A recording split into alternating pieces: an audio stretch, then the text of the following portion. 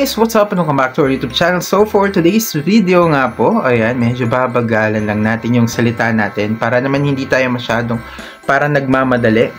Ayan, share ko lang sa inyo yung nakita kong scent na to. Sobrang bango niya guys. Ang kwento nito, kaya kami bumili nitong scent na to. Ayan, nagpunta kami sa isang mall sa SM Cabanatuan and naamoy namin ito. Akala talaga namin pabango siya, hindi siya amoy air freshener. Ayan, akala talaga namin pabango siya nung nakasalubong namin. Sobrang napalingon talaga kami, sabi namin, ano yung amoy na yun? Parang bango naman pabango niya. Ganito, ganyan. And sa second floor yun second floor namin naamoy. Tapos syempre kumain na kami ni mama. Tapos pagbalik namin doon sa may spot na yun, naamoy na naman namin. Pero wala na yung lalaki doon. I mean, nakakapagtaka kasi wala naman tao dun sa may pasilyo na yun, nung part ng mall. Tapos sabi namin, bakit ganun? Ba't naiiwan pa rin yung amoy niya? Di ba dapat kasi, merong mga pabango na naiiwan yung amoy niya, pero after a while, nawawala din yung amoy, di ba? Pero sa same spot na yun, naamoy ulit namin.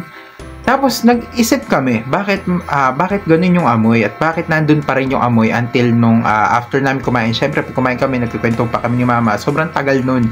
So ibig sabihin, wala na talaga dapat yung amoy. So tinignan namin sa may ibaba, akala namin, kasi may magkatabi to isang tawag dito, isang bilihan ng pabango. Yung alam niyo yung pabango ni Pablo, katabi niya Ian Darcy, kung hindi ako magkakamali. Tapos yung isa, yung bilihan nga po nung lagayan sa may aroma diffuser, mga gano'n, yung mga pang-humidifier katulad nito. Which is ito nga po yung nakalagay dito ngayon. Ayan, napakabango talaga niya guys. Sobrang hindi siya amoy air freshener. Ang pangalan po niya ay, ayan, nakikita niyo po ba? Hopefully nakikita niyo, ayan. 'Di ba? Ang pabango niya ay Tushy Mushy. Tama ba? Basta yun, Tushy Mushy, something. Ganun yung pagkakasabi nung babae. Sobrang bango niya guys. Grabe, as in talagang mapapabili kayo nito. Sabi nga ng babae, eto yung pinaka naubos nilang scent. Kasi sobrang bango talaga niya guys. Eto yung gawa ng Sense of Scents. Ayan, and water-based oil po siya.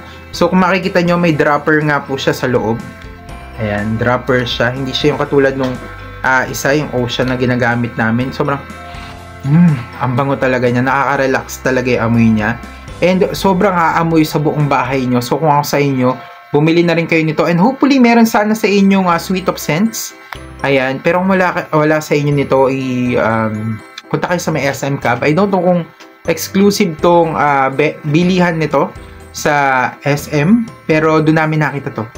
So sabi nila wala naman daw ibang gumagawa nito ayon sa kanila, kundi sila lang daw. So hanapin nyo na lang yung Suite of Scents.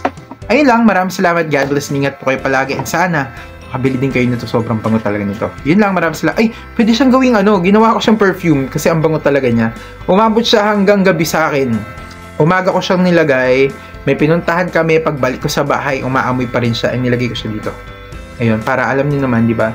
Mas tumagal yung amoy or mas maamoy siya ng iba. Yun lang. Pwede nyo siyang gawing actually pabango.